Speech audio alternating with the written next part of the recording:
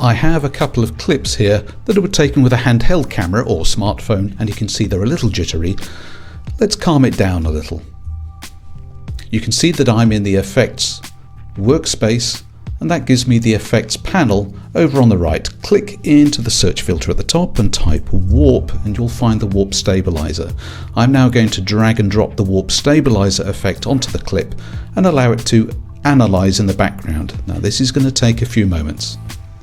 When it is finished, there'll be a short process of stabilizing, takes just a few seconds, and then you can play through and the resulting clip is much smoother.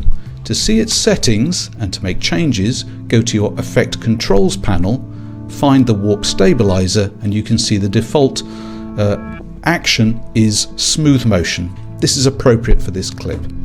Let's try another clip here. Again, we have some handheld camera, but there is some movement in the scene.